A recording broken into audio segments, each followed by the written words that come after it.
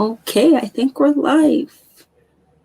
Oh, so good afternoon, everybody, and welcome to the Melanin Marvels.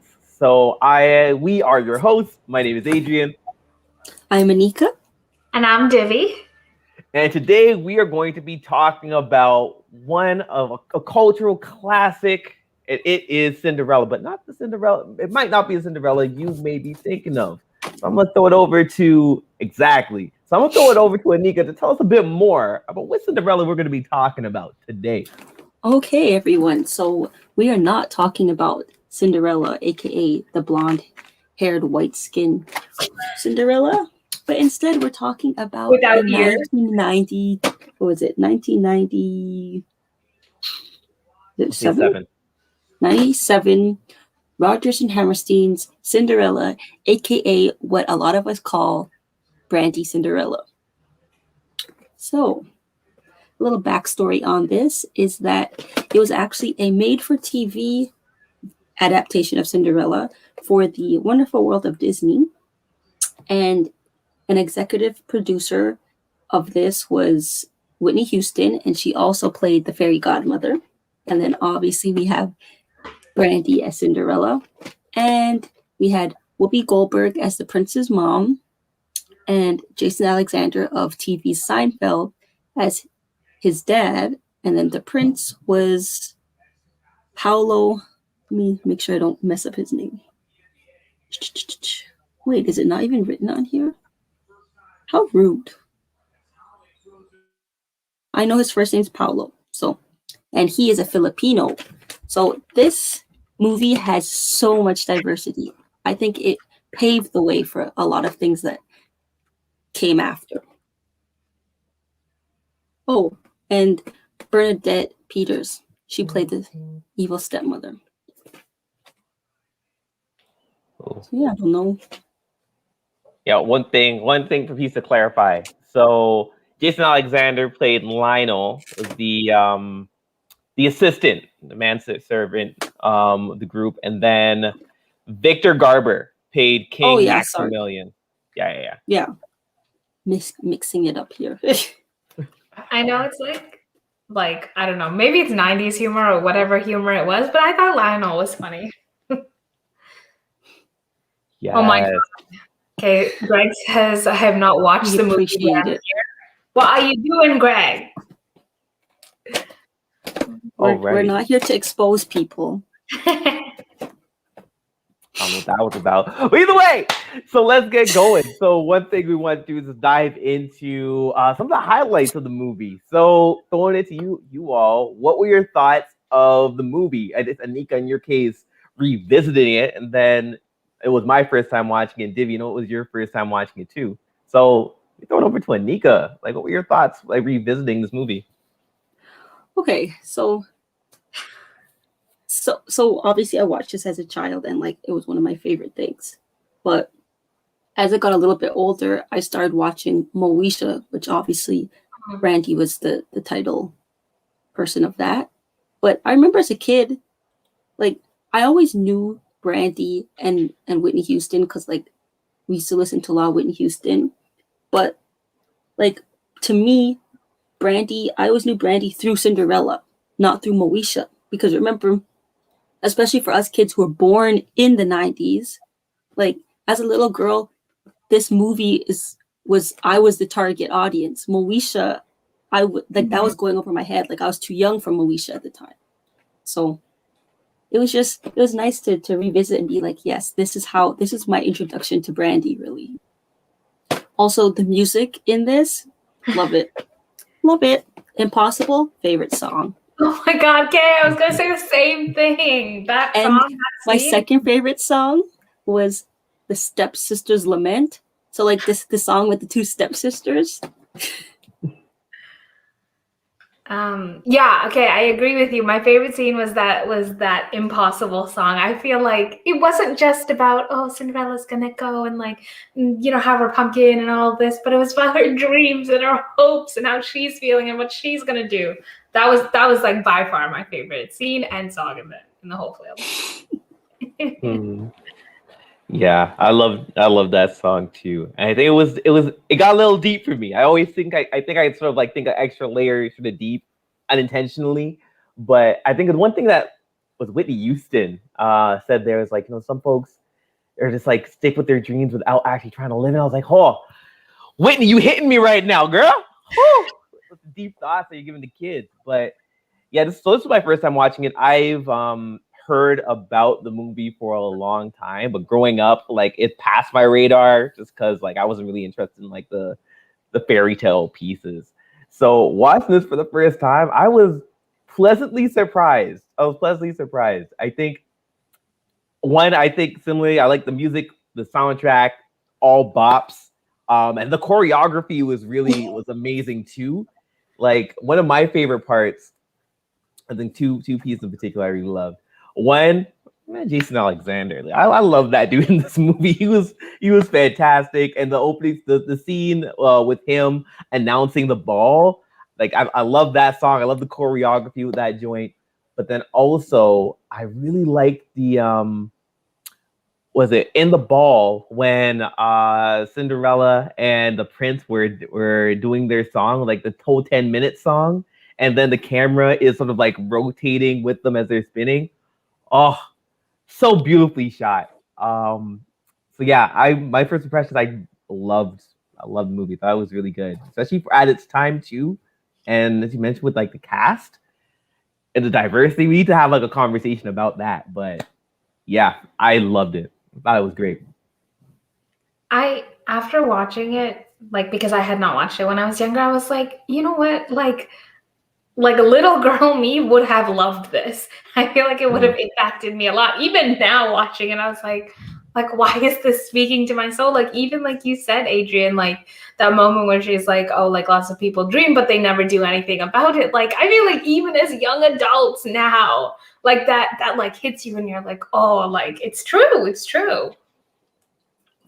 And that's the thing, like we never realized the impact because as I mentioned before, this was a made-for-TV movie.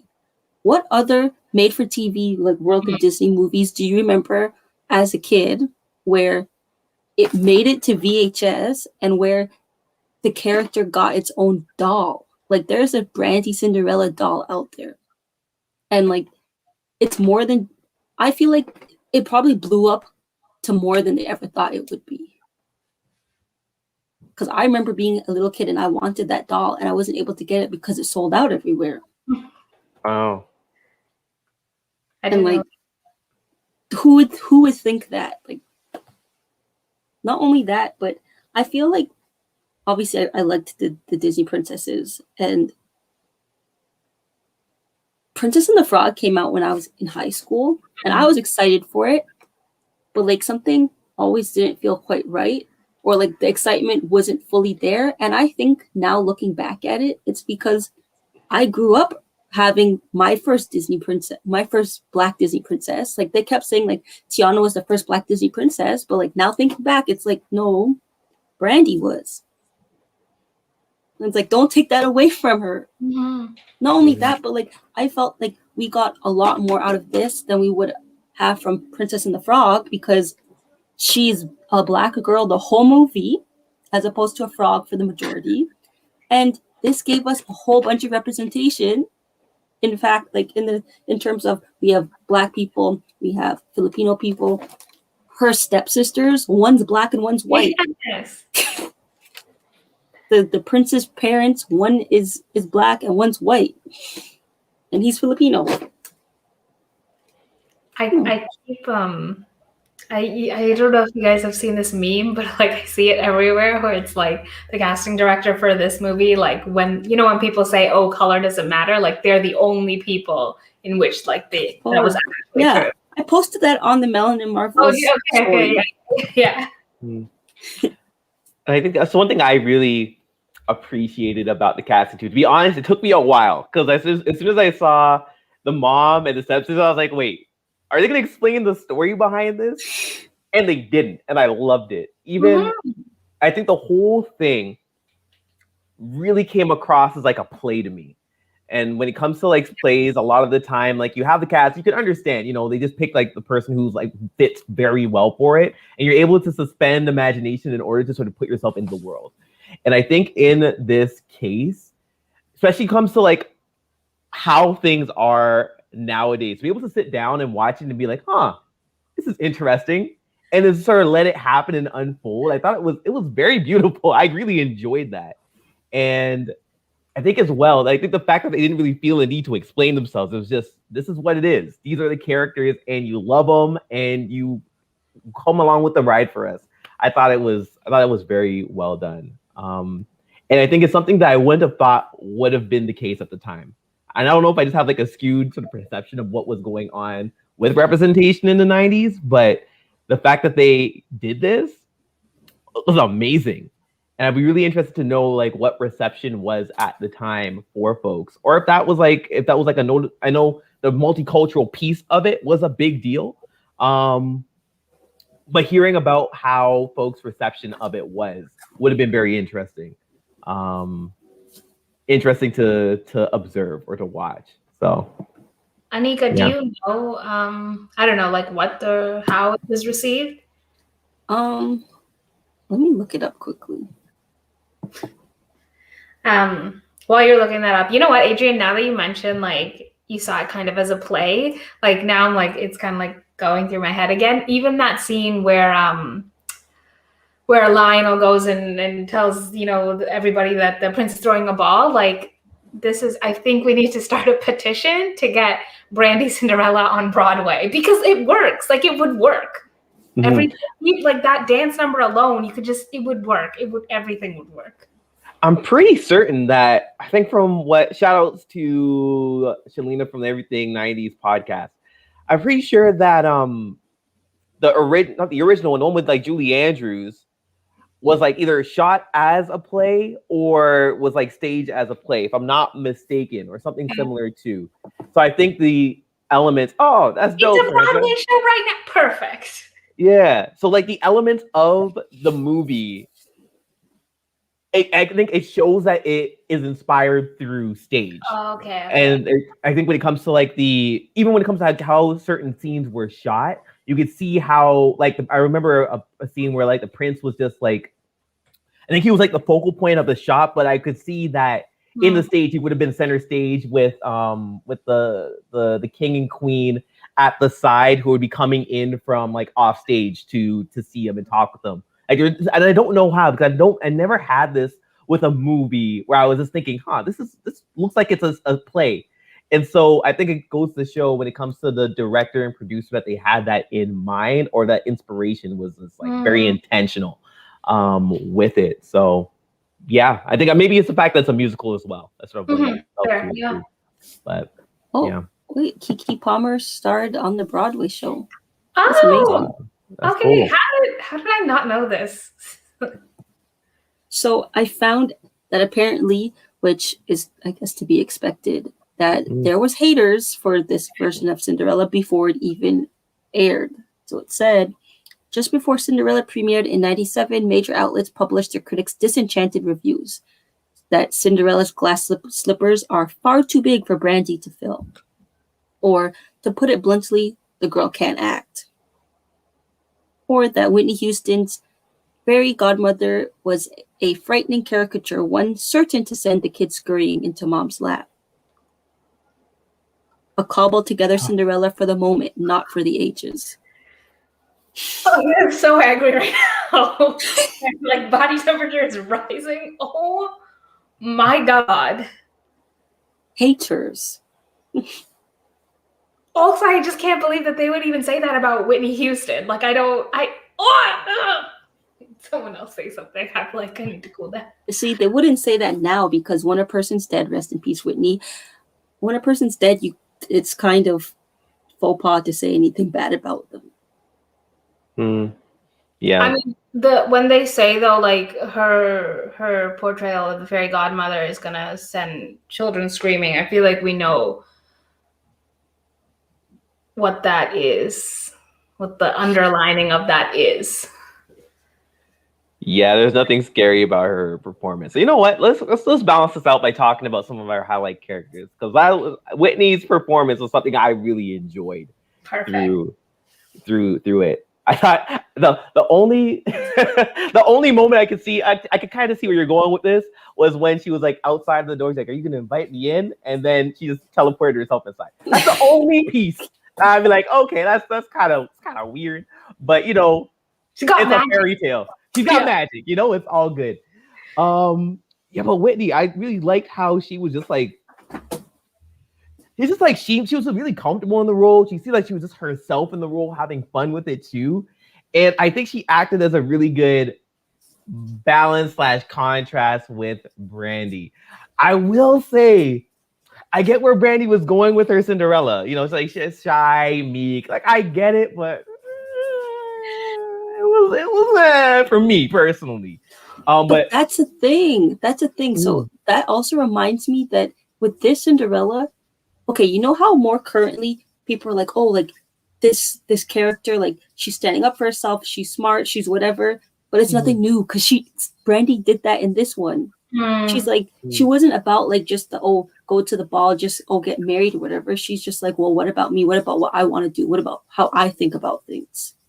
Like that's the one like good thing that they're kind of teaching female empowerment to little girls without being like I feel like a lot of times when we were kids, especially girls, it was kind of taught to us without being taught that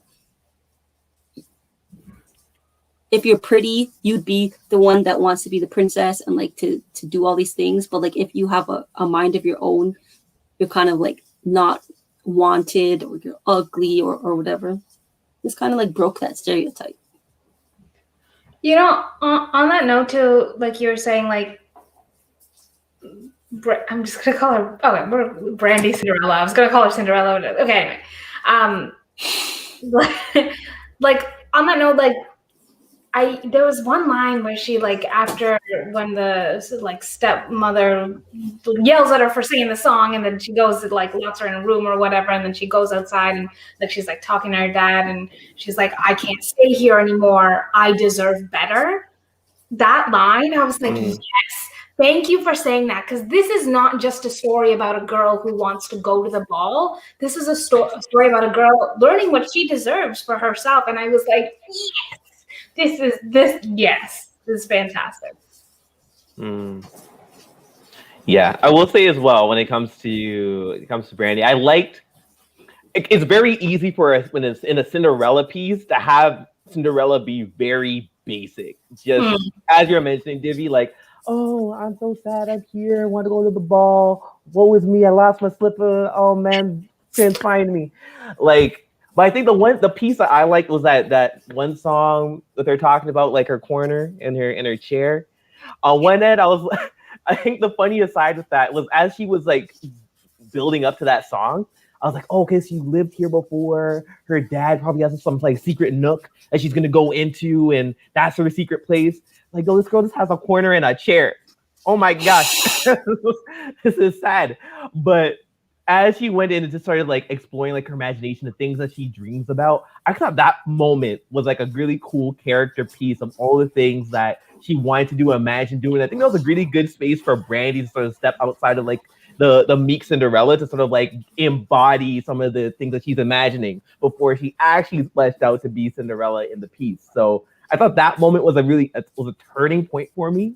And I think that was like one of my favorite sort of like Brandy performances there when it comes to like her acting as Cinderella. So yeah. You know what? During that scene too, like, and I don't know, like Anika, I feel like we're almost the same age, so this doesn't matter. But like when I was a little girl, like I feel like girls, like you said, like I think we were taught that being pretty is the most important, and like I don't think we had very many options, even in terms of just like activities. Like I know my brothers did so many things, but I didn't really get any of like, the clubs or sports or whatever that is. And like seeing Brandy like through that song, I remember like being a little girl and I had a really big imagination because that's really all I had as a little girl. You know what I mean? Because we all the options that boys got. So I was like, I just wish I saw this when I was little because it spoke to me. And it's even the fact that like when you're looking at gendered roles for children, because boys are put into a lot of like sports and everything, and like girls are left to like read a book or left to like just to their own devices, girls have a huge like imaginative play. That's why like when girls play, they reenact scenarios or like they play pretend. And like most times when boys play, it's like, let's play basketball or let's like do this or whatever. It's just, it's not imaginative. Like they don't really use their creativity. Sure enough, yeah. I think especially when we're younger, that's like what's considered normal and like drilled into us. Yeah. But then at some point it all flips, because when you look at screenwriters and stuff, it's a hugely male-dominated space. I think that's like access issues. Like, you know what I mean? Like we all know that there are women that are capable and creative, but I feel like who has access to those spaces, right? Yeah. You know what? Like, you know, I love those songs and stuff, but I kind of see what you're saying, Adrian. I don't know if this was Brandy's first role. But well, she had Moesha first. What? She had Moesha first. Oh, okay. I didn't know. But her acting wasn't the best at some parts. I was like, okay, it's fine. It was still. Then again, it's a made-for-TV movie. Yeah, made-for-TV movies don't have like, I guess, the time to really delve into things. Yeah. Mm-hmm. I'll say with that as well. That even when it comes to like some plays too, like it wasn't supposed to be like a Oscar award-winning like performance. I definitely get that, and I think for the approach that a lot of the actors took with it, it was very similar to stage as well. Very exaggerated to an extreme towards, not extreme, but very exaggerated towards like their character traits and tropes. And so, yeah, I think it lent itself well to that. And I didn't think it necessarily stood out, but at the same time, it was in flow with like the performances that were happening there. Yeah. An MVP for me, one, I have two people. One, that prince, oh my goodness, swept me off my damn feet. From when he was smiling at Brandy for the first time, oh my goodness. When they had their kiss in that moment, oh my goodness. That man right there. I get it. He should be a heartthrob. I don't know why I only heard of him now, but Adrian taking notes. Oh my God. For sure. Oh my goodness. Yeah, that prince. But also I think that he was just relatable. I feel like the same way with like Cinderella too. I could see elements as to like I could see like younger Adrian in like Cinderella, but also when it comes to the prince, just being the dude that's like, feel trapped here, just wanted to escape, but then also just, even though he's like high status, like he's just really down to earth. And being able to see someone so humble and it has a sense of like curiosity and like it was just very whimsical to see Mans there. So I really enjoyed the prince's performance a lot. I feel like definitely in this adaptation, the prince is more personalized, because with this one, his name's what? Prince Charming? Like, Charming's not your name. That's a nickname. Like, what's your name? At least we know his name's Christopher. And like, just by giving him a name and like giving him personality behind that, like, this guy's just white bread, literally. Like, what is his personality other than he's looking for the person whose slipper it belongs to? You know, the beginning scene, I don't know when Aladdin came out, but like, because 92. He was like 92. Okay, so a little while before, because like Prince Christopher was like out like pretending to be like a commoner, and like he runs into Cinderella. It reminded me of like the beginning of Aladdin because obviously Jasmine was, One of my favorite secondary characters was Minerva. Okay. Her stepsister. Oh, Shalina. Yeah, my favorite was Minerva because like she just had all the sass. I'm like, okay, like Calliope was there too, but Minerva was like my favorite stepsister. And rest in peace to her too. Because she died. I didn't know she last passed. year, I think. Okay, I know they're supposed to be ugly stepsisters, but I actually thought Minerva was really pretty. I was like, well, this doesn't really work, but like, so there you go. Yeah, I like the dynamic between them The two both. of them. Yeah, it was real cool. Like, it was like a very like stage-esque as well. I just loved how they played off of each other. It looked like they were having fun in the performance. Like when Minerva kept like itching. And her poetry, how beautiful. Yo, I felt it for her there because it's like, yo, I would do that, girl. I feel you. The metaphors are going over the prince's head. You need to find. You have someone better out there for you. Yeah, exactly. In my head, in like the original Cinderella, how there's like a spin-off for one of the sisters. I was like, if Brandy Cinderella had a spin-off, Minerva would be the sister that gets the spin-off. Definitely. Yeah. Oh man. I want to shout out. I mentioned Lionel before. I'm gonna mention my man Lionel again.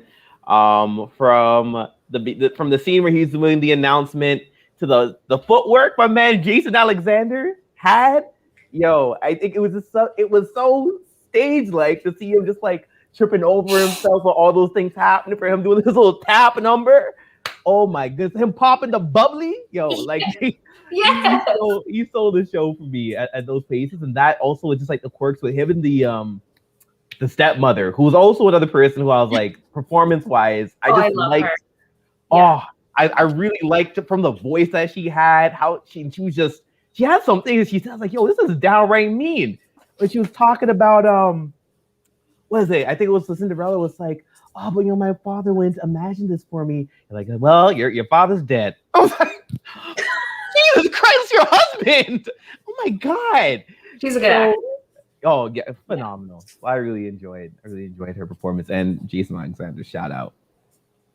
Like there's just so many great actors in this production that like it should have blown up more than like it did blow up. It did blow up bigger than I think they thought it would, but like it should have blown up bigger than it did. And I think now that they put it on Disney Plus, a lot of these people who watched it as little kids are reminded of it and they're sharing it with their kids and their kids are loving it. Because I know there's just one person on my Instagram. She's also a cosplayer in Toronto. And when it came out, her daughter, who I think just turned 7, watched it and she fell in love with it. And like she wants to cosplay as Cinderella. And I think her mom cosplayed as the fairy godmother. It's just so adorable. That is beautiful. Oh my God. Jason Alexander, he was the one, like he was in Seinfeld, right? Yeah. See, like I didn't know that he could like dance and run and do all of these things. Like I think this is like a great way to show us all his talents because he was good. I liked him.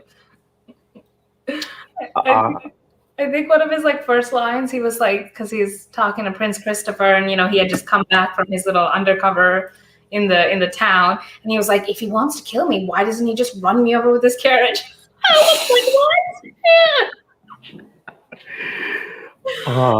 Good. I was not expecting that. It was funny.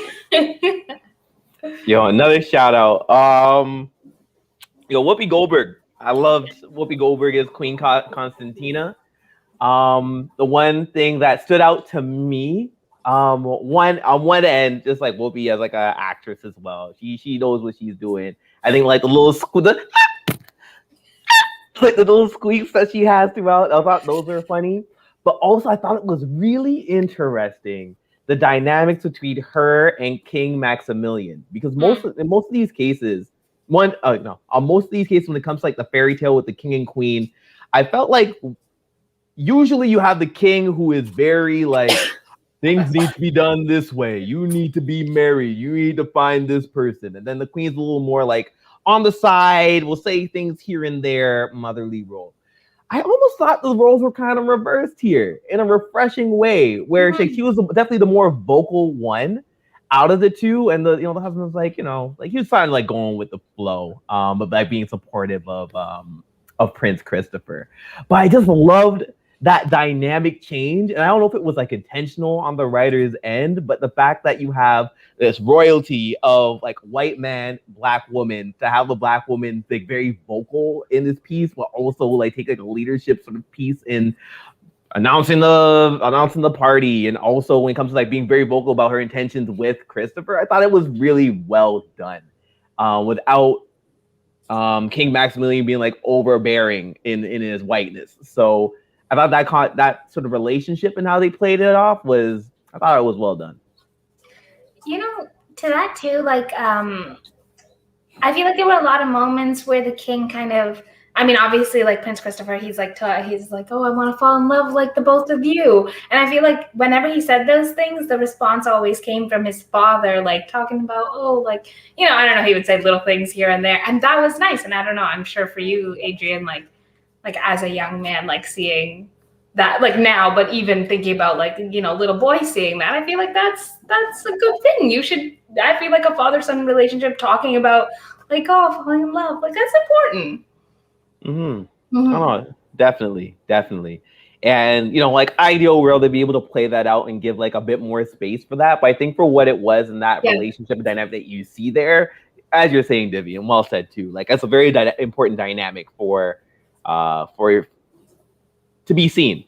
Because I think it would have felt different if King Maximilian was like, oh, there's all these beautiful women here, son. Go in, just pick one. Anyone, like I liked their intention. I don't know if it was intentional, but I think, as you mentioned, Divvy, the way how they played that dynamic with them both, I thought was primo. Very well done. In the first Cinderella, like the blonde, no ears, that's the I can't get over the no ears thing. I don't even think the prince has a mom. Like I think it's just like a king, then Prince Charming. Right? Girl, it's been so long because, as I said, Cinderella is one of my least favorites. So Brandy, I would assume so, because even in this picture, it's his old daddy and the dude, footman or whatever. Yeah. See, so Brandy Cinderella is checking all the boxes. All of them. And like you guys, the costume design. Oh my God, yes. The costume designs for everything was just like, yes. Yeah. Yes. I really liked their use of colors in it. Like it was just very vivid. I was trying to picture like myself dressed up like that back in the day. I don't know if I vibe with the guys dressing as much as the women, to be honest. Like I thought the dresses were gorgeous. But the thing that really stood out to me, or the wardrobe selections that stood out to me, one being the colors that the stepsisters had, and with the stepmother, and the purples that the stepmother was wearing, phenomenal. It was just so vivid. I don't know why I was just so fixated on it. But then also during the ball and seeing the colors of like the folks dancing, I think it was like blues, if I'm not mistaken. Different blues, blues and purples. Yeah, that was very well done. I really enjoyed it. You know what I really liked? Like the color scheme I think of this movie is blues and purples. Like when I think Brandy Cinderella, that's the colors that I see in my mind. You know what I noticed too? Like the king, queen, they would always wear like the same complementary colors. Yeah, matching colors, but it's like because I feel like in a lot of old movies, especially for like darker skinned black women, they would put them in colors that wash them out and make them look terrible. But I feel like in this, they still matched, but I think they got colors that like complemented their skin tone. I thought it was nice because they were still connected, but they still look really good. So I was really pleased with that. Also, I don't know if I'm reading too much into this, or I'm just like imagining it. The costumes that they had the prince in, I feel like it drawed upon like Asian influences, like his suit. Because I don't know if you can see that properly. Like that doesn't look like a normal suit. Kind of reminds me of stuff that you'd see in like The King and I or something. I feel like Which, have you guys seen that movie?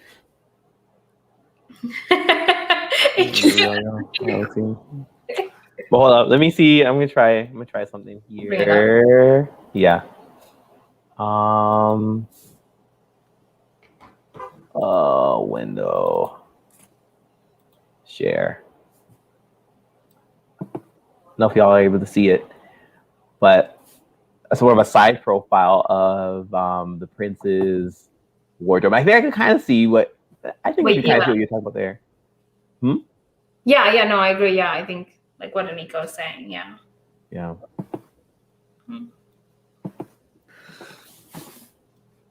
Fun. I mean, do either of you have any other thoughts? Any other points? Yeah, like the important piece here in the musical, like you have to pick. I know we sort of touched on it, but like favorite songs. As I said, mine was Impossible and Stepsister's Lament. Yeah, Impossible was my favorite, like by far. I'm gonna search it up afterwards and add it to my playlist. In the comments, Shalina, say what your favorite song is. Shranja, if you're still there, say what your favorite song is. Greg, if you're still there, I know you don't know what favorite song is because you haven't watched it, but up the song list right now. I think like my go-tos were like I liked Impossible as well. I like the intro.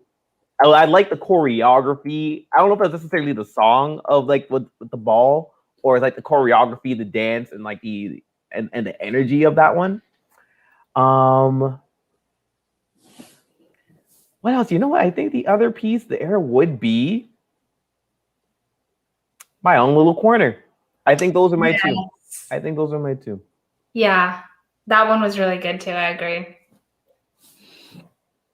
Overall, I feel like this was just a very artful movie in the choreography and the wardrobe and the imagery and like the music.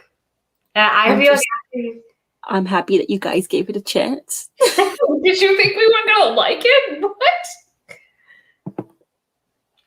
Shalina says, interesting fact on that, they didn't have an official soundtrack because Brandy and Whitney's record labels didn't want to interfere with their, I'm guessing, with their own with their album sales.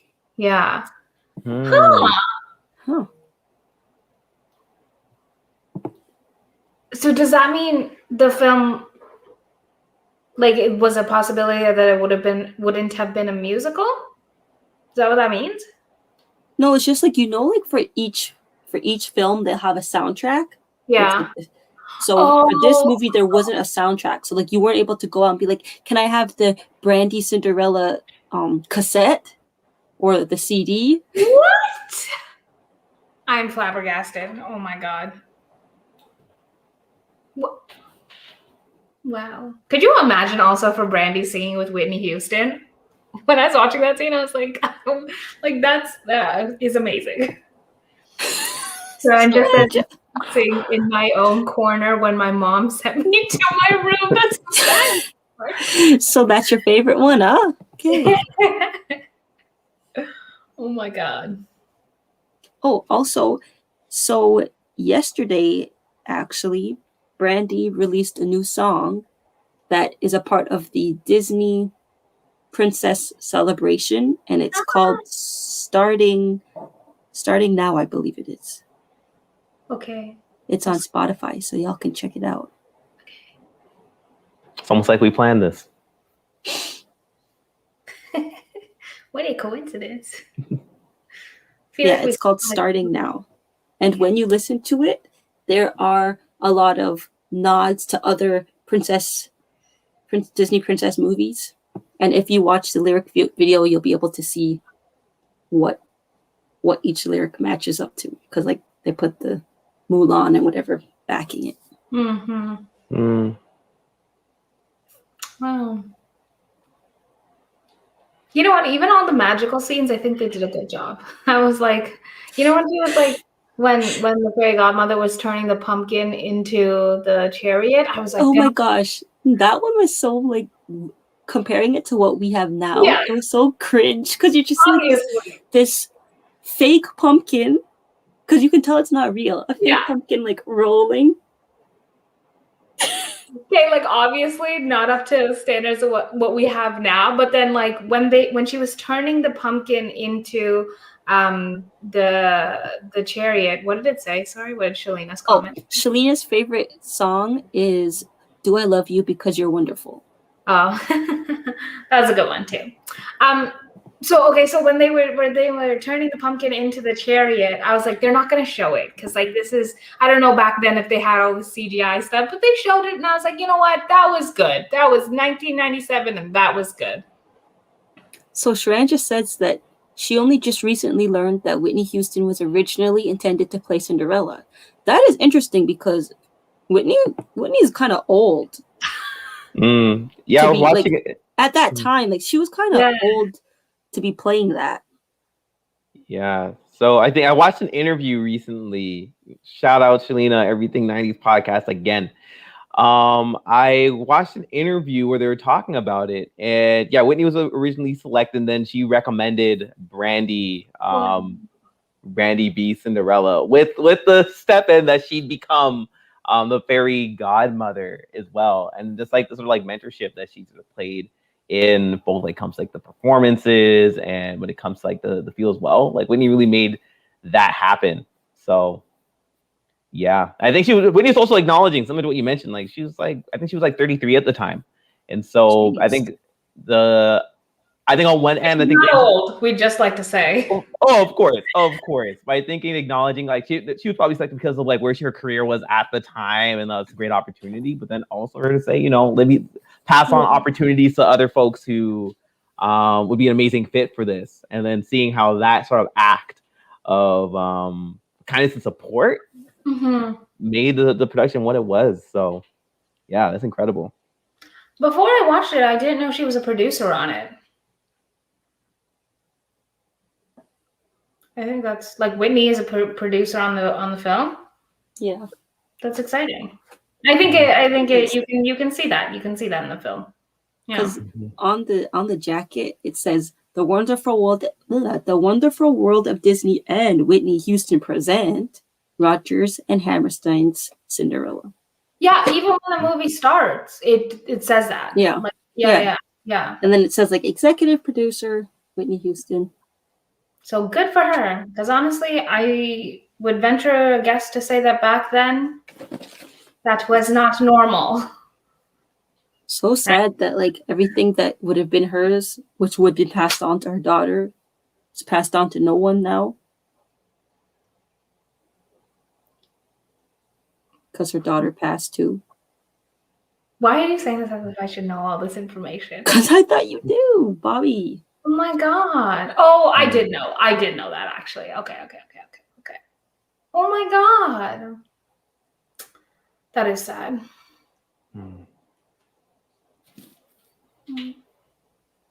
Her legacy lives on within the hearts of us all. Exactly. Yeah. I think the fairy godmother too, that was like the perfect role for her in the Cinderella space. Yeah.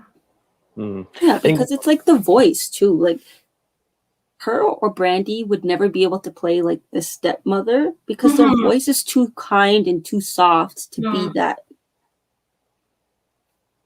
Oh, speaking of which, another thing I found out in the interview is they were considering Whoopi to be the evil stepmother as well.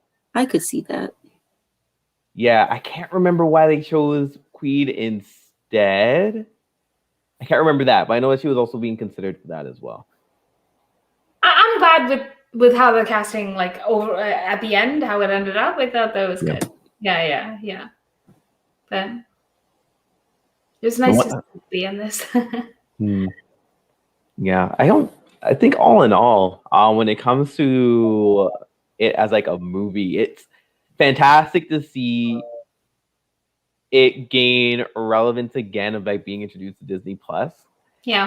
And for us to be able to take the space to sort of look back at the masterpiece that was, because I'm sure that many folks like myself, like Mr. G Faulty, all missed it like initially growing up, And I think being able to have this sort of like resurgence with the movie as well, especially granted the climate, granted like things that comes to representation as well, to see something like this and reference something like this is phenomenal.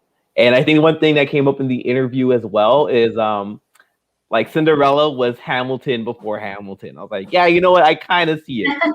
I kind of see it when it comes to what they do when it comes to representation and also being able to create that sort of space. To make Cinderella such someone who's such a important, I don't know if I would say important, such a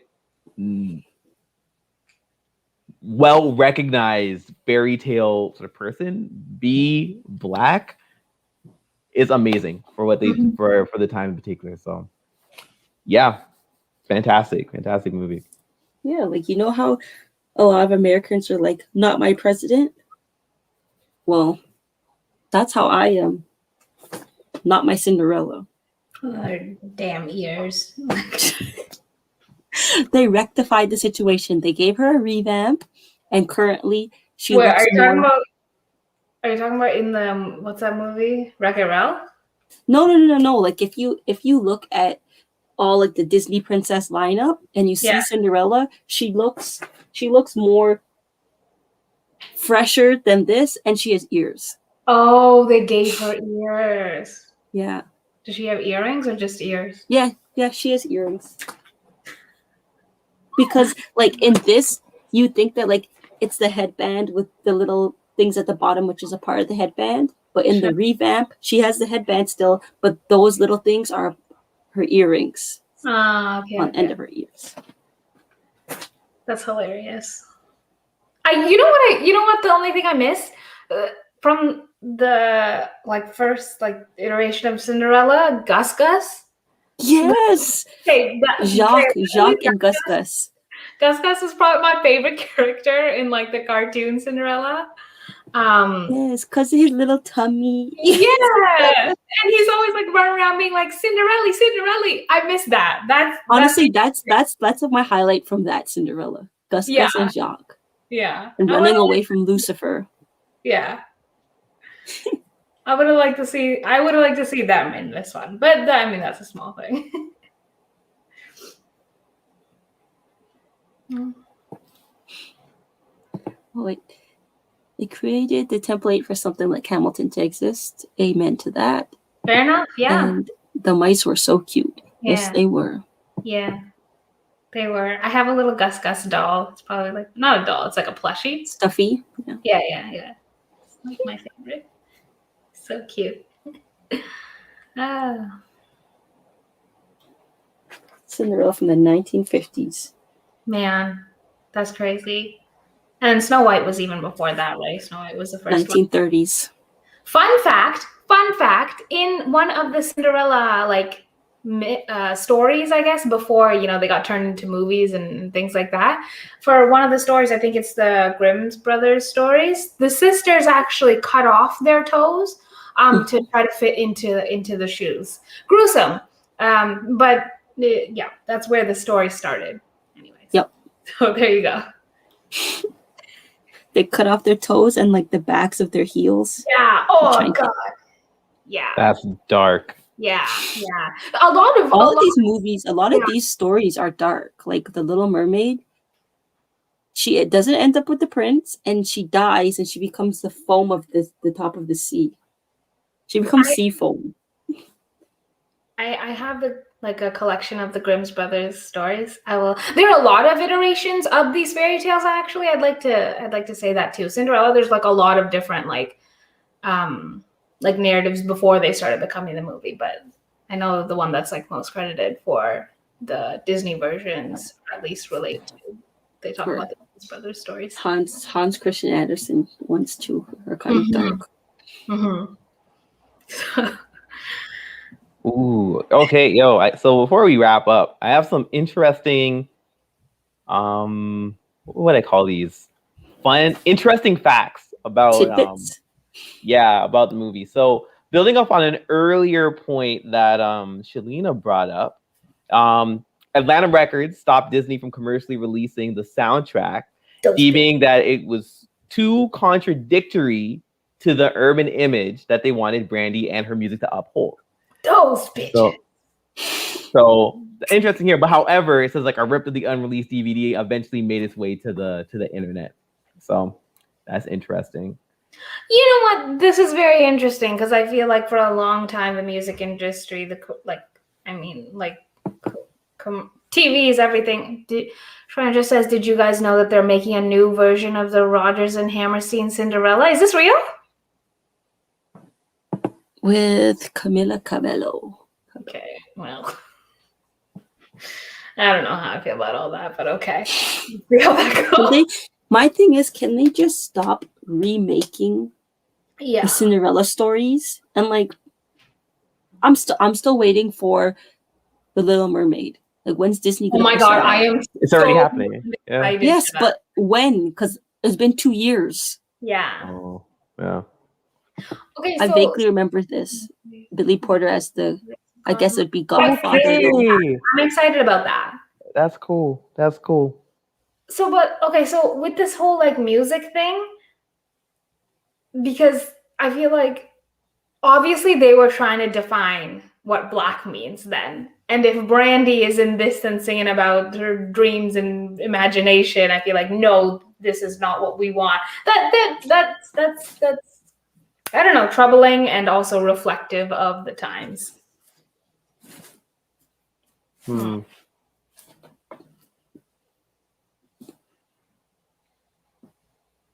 agreed on that end. It's like a tough line because one thing that's like important comes to like branding and like who their audiences are. How does it relate? Or how does it connect? Because not to say that there needs to be a difference between the audiences at the same time, but I'm sure like the nuance of having someone like Brandy, even when it comes to like Whitney Houston as well, like having the music that they have here sort of like branded as such and put out there, like the impact there too is something that I don't know, maybe gets like, overseen because of the maintaining image. Honestly, what's the difference between this and let's say an artist releasing a Christmas album or in the 90s when we had like Christina Aguilera sing songs for Disney? Like, what's the difference? They still have their career and they still have their branding separate from that. It's just a way to get more followers, because then if they had branded it correctly in this aspect, these little girls would be like, I want Brandy or I want Whitney Houston, and then they're getting like more lifelong followers or like more sales. Well, not only that too, like now I think we know like people can be more than one thing. Like, you know, exactly. Like it doesn't have to be like strictly this or strictly that. Like we are all multifaceted people. I think I would have spoken to a lot of, because I feel like even for myself, and I'm sure for a lot of Black folks and a lot of people of color, like I feel oftentimes we have to choose between like certain identities or parts of our identity. But like, I mean, this is not the case. Like we can be all the things and none of the things and a mixture of things, like, you know? Okay, more fun facts.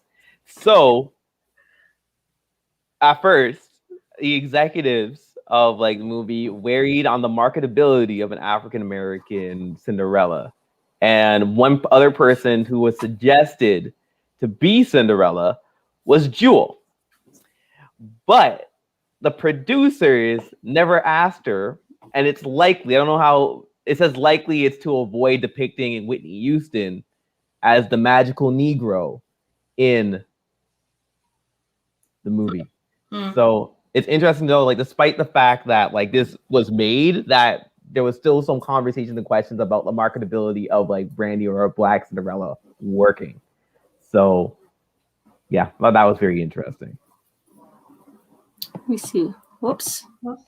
Shalina said that another fun fact, not sure if we covered this, we didn't.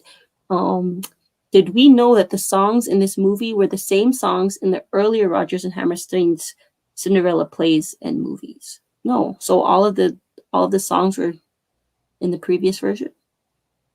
Interesting. You know that song, "A Dream Is a Wish" that Yeah. your heart makes? Yeah. When did that come about then? Was that just with the original animated version? The 1950 whatever movie. Okay. I do like Impossible better than that song, but that was a good song too. So with that song, "A Dream Is a Wish Your Heart Makes," when I was in university and my roommates are dirty and whatever, and then I would inevitably be sweeping up, I'd always be singing that to myself as I'm sweeping, because I'm like, I'm Cinderella out here having to clean up after these people, mopping, sweeping, everything. Oh my God. Just on repeat. "A Dream Is a Wish Your Heart Makes." Oh my God. That's really sad, to be honest with you. Like, what is I'm that Cinderella. I'm Cinderenica. Dustarica. More facts. So in complimenting what Shalina mentioned, the producer planned on making a remake cameo for Julie Andrews, who was Cinderella in the other Cinderella movie, when she became the choice to play Queen Constantina. But because of her vocal cords, she was unable to accept the role. Good. I mean, I hope she's okay. But I'm glad Whoopi got the role. What do you mean? Glad her vocal cords were messed up. I hope she could recover and everything was fantastic. She went to live a prosperous life. I don't actually know who she is, but I'm glad Whoopi got the role. Wait, pause. You said Julie Andrews, right? Yeah. Divvy, you don't know who Julie Andrews is? She is Maria in The Sound of Music. She's Mary Poppins in Mary Poppins. She is the grandmother in Princess Diaries. Oh, I love her! Yo, she said no. Mary Poppins? What's that? Sound of Music? What? The side character. Oh, I love her. Divvy, but her vocal cords never did go back to the way they were. That's why she didn't sing in Princess Diaries. Oh, well, she sang a little bit with that guy. She sang a little. It was like a little. Well, her vocal cords didn't go back to how they were. That's why she doesn't sing like she was the singer before. I'm very sorry. I am truly very sorry about this. I'm so sorry. Listen, Selena's like, yes, Divvy, hello, my girl. How old are you? I'm sorry. I'm sorry. I'm sorry. I'm just sorry. Listen, I'm just happy that you at least recognized her in something. At least I got you at something. I do like the actress. I really do. I don't know. Yeah, I feel like this comes up a lot. Yes, where like Julie Andrews is an icon. I'm literally like 2 seconds younger than all of you, and yet it seems like you guys make it seem like it's a decade. Like it feels like that sometimes. What you say sometimes doesn't help, Divvy. Let's say that. Let's say that. More fun facts. So one big conversation piece that we mentioned. I won't count one piece, but one thing that we brought into attention was that it was like a made-for-TV production. So the film, when it comes to usually when it comes to films, like producers will have like a testing or audience testing to see what audience perception is. So the film earned a standing ovation at one of their theater premieres. So Disney tested giving it a wider theatrical release. Yes. However, the screen testing didn't prove successful enough to justify it. So it's interesting to note that it was like on the table and it was being considered, but based off of whether it be audience ratings or audience reception, etc., that didn't justify it like blowing up to the degree of other Disney movies potentially. So they kept it for what it was. This remake, is that going to be in theaters, or did they plan for it to be in theaters? I'm asking you, Well, and Adrian doesn't know about prob- this. probably to theaters or Disney Premium Access, because they Why? don't really do those straight to whatever's anymore. Right. Interesting. I just don't understand why Camila Cabello. Nothing against her. I like her music and stuff, but it's surprising to me. And last piece I have here was what is it? So Queen Constantina and King Maximilian.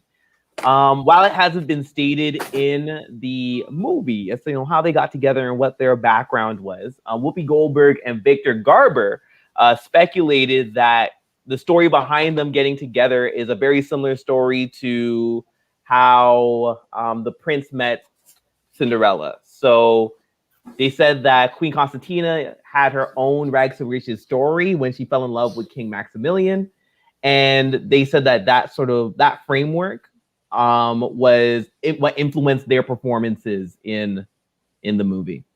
So Interesting. yeah. So while I don't know if it's not necessarily canon, that's what motivated the actors for Queen Constantina and King Maximilian.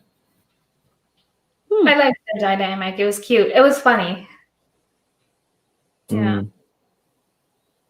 I would have liked to see that fleshed out. In listening to it, I was like, huh, okay. That's interesting, but also I would have liked to see that played up a bit more. Because with that, I would be wondering why I would have wanted to see more of a relationship build between Queen Constantina and Cinderella, if that was the case. I feel like she would have been able to either resonate with that story or be able to provide some sort of support or something. I think there's a missed opportunity there if the writers had intended that backstory to be what it was. But, okay, so forget the remake. Let's just start a petition for a part 2 of Brandy. A sequel. Ooh, or a prequel. Whoa. Yeah. Yeah. All right, and that wraps up my fun facts. Yeah, I mean, Anika, do you have any things that we haven't covered? No, we covered the characters, covered our favorite music, our favorite songs. I guess the impact that could have on, the impact that it had on the future of film and representation in that. Impact on us as little kids, or even what could have been an impact on us as little kids if we had watched it when we were little kids. I don't know. The one thing that always makes me laugh is that glass slipper, because I think about it and I'm like, Lord, if I ever had to wear a glass slipper, like literally my foot would be like bleeding in like 2 seconds. But they all break it.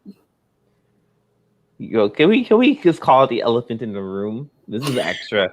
All right. That whole process makes no damn sense at all. It really doesn't. It doesn't age well.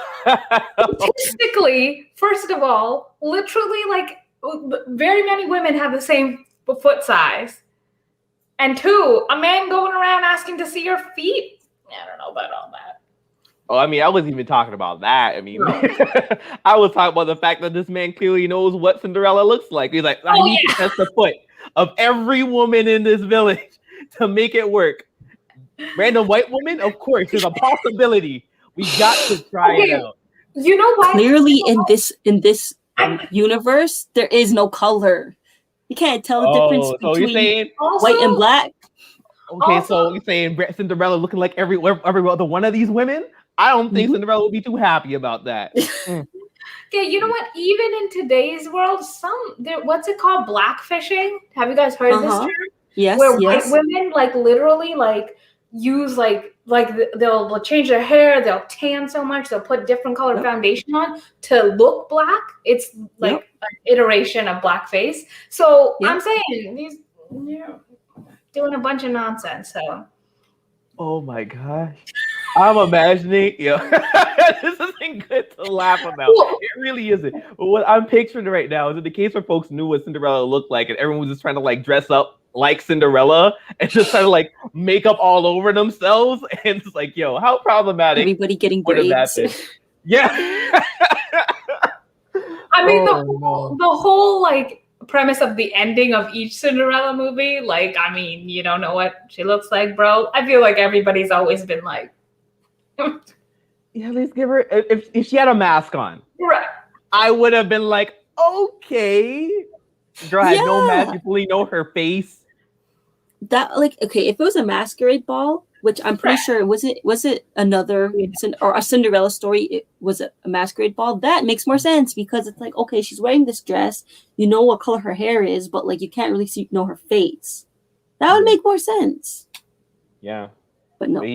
Also, all these like all these waste people are coming out of their day to be like, yo, maybe my shoe will fit. Maybe I'm gonna go in. Knowing good and goddamn well you didn't have no goddamn glass slipper around.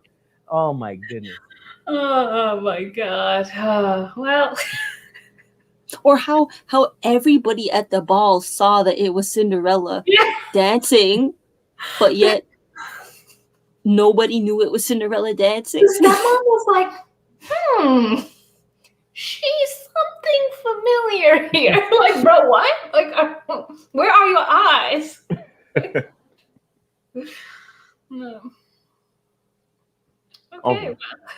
No, Adrian, go ahead. Yeah, okay. So I think that is a wrap. So folks watching, feel free to throw down any other comments you have or anything you want us to discuss.